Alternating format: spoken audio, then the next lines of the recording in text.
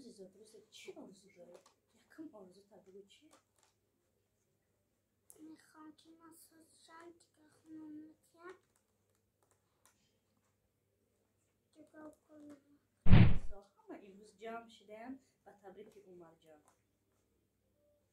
عمر جان تبریک.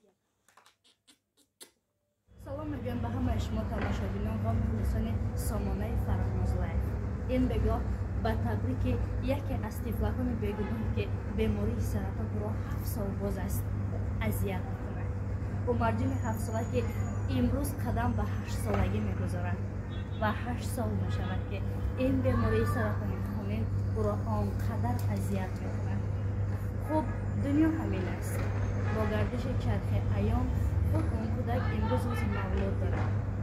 من فراموش نمیکنم که آن لحظه که عمر جان در بیمارخانه من بودم جراحی خورده بودم و زمان در گشاده شد عمر جان با دستگل زیبای نزدم درآمد و گفت اپا جان شفای کامل برایت میخواهم و من امروز با چشم اشک آلوده با دل لرزان آمدم تا انا همین تحفه ناچیز هم باشد بگیرم و از نام همه مخلصان و تبریکش برم.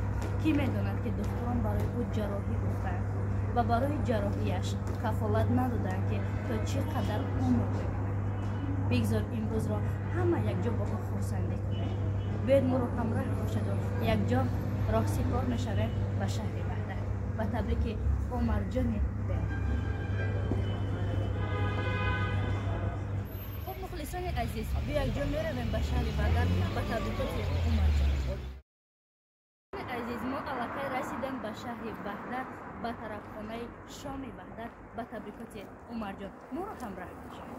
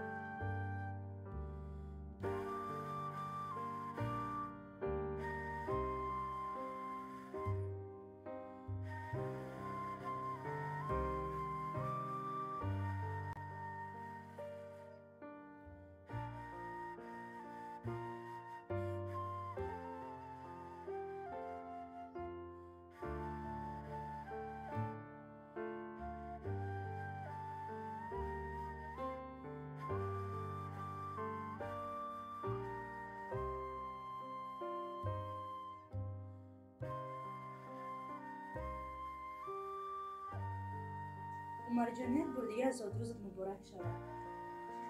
عمر جان چند ساله شده؟ 8 ساله. 8 ساله. عمر جان در همین روز زاد روزت چی آرزو داری؟ یکم آرزو تا بگو چی؟ میخوام که مساج که خونم چیکار کنم؟ انشاءالله ما همه ما دست دعا میبرداریم. دیگه کسل نمیشه، ساز میشه انشاءالله. ولی 100 سال دیگه عمر ببینیم. خوب؟ به همه مخلصا همه امروز جمع شدن و تبریک عمر جان. عمر جان تبریک یه بار دیگه.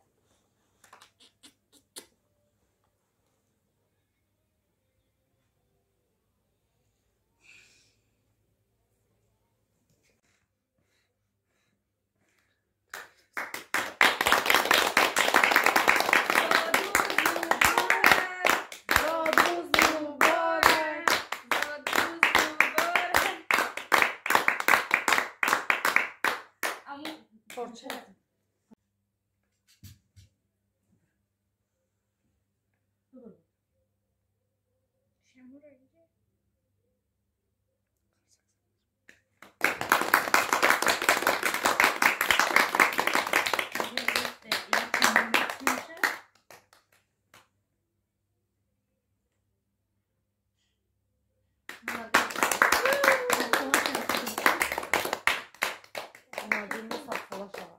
Dojon 100 so'llar kına, بعد از اون پشت نکنه. یا Solaşıp بدیم برای. دقیقه